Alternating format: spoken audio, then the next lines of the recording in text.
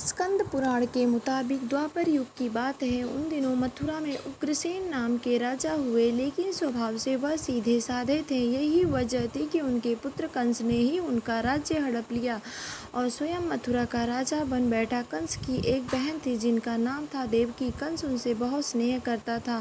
देवकी का विवाह वसुदेव से तय हुआ तो विवाह संपन्न होने के बाद कंस स्वयं ही रथ हाँकते हुए बहन को ससुराल छोड़ने के लिए रवाना हुआ। स्कंद पुराण के अनुसार जब वह बहन को छोड़ने के लिए जा रहे थे, तभी एक आकाशवाणी हुई कि जिस बहन को वह इतने प्रेम से विदा करने स्वयं ही जा रहा है, उसी बहन का 8वां पुत्र तेरा संहार करेगा। यह सुनते ही कंस क्रोधित हो गया और देवकी और वसुदेव को मारने के लिए जैसे ही आगे बढ़ा, तभी वसुदेव ने कहा कि वह देवकी को कोई नुकसान न पहुँचाए। वह स्वयं ही देवकी की 8वीं संतान कंस को सौंप देगा। इसके बाद कंस ने वसुदेव और देवकी को मारने के बजाय कारागार में डाल दिया। कारागार में ही देवकी ने 7 संतानों को जन्म दिया और कंस ने सभी को एक एक करके मार दिया। इसके बाद जैसे ही देवकी फिर से गर्भवती हुई, तभी कंस ने कारागार का पहरा और भी कड़ा कर दिया। तब भाद्रपद माह के कृष्ण पक्ष की अष्टमी को रोहिणी नक्षत्र में कन्हैया का जन्म हुआ। तभी श्री विष्णु ने वसुदेव को दर्शन देकर कहा कि वह स्वयं ही उनके पुत्र के रूप में जन्मे हैं। उन्होंने यह भी कहा कि वसुदेव जी उन्हें वृंदावन में अपने मित्र नंद बाबा के घर पर छोड़ आएं और यशोदा जी के गर्भ से जिस कन्या का जन्म हुआ है उसे कारागार में ले आएं।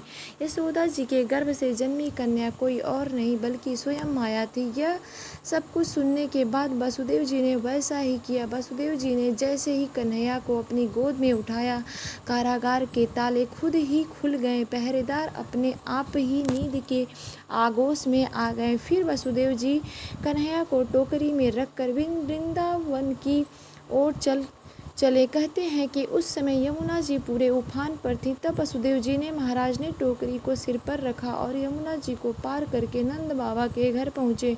वहाँ कन्हैया को यशोदा जी के साथ पास रखकर कन्या को लेकर मथुरा वापस लौट आए।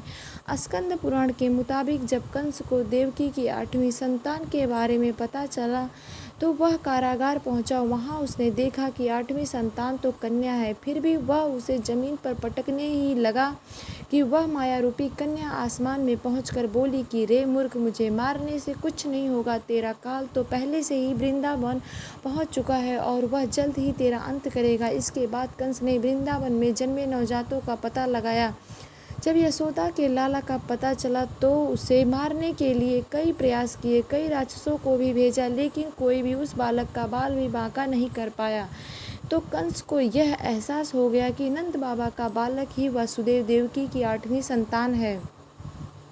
कृष्ण ने युवा अवस्था में ही कंस का अंत किया। इस तरह जो भी यह कथा पढ़ता है या सुनता है, उसके समस्त पापों का नाश होता है।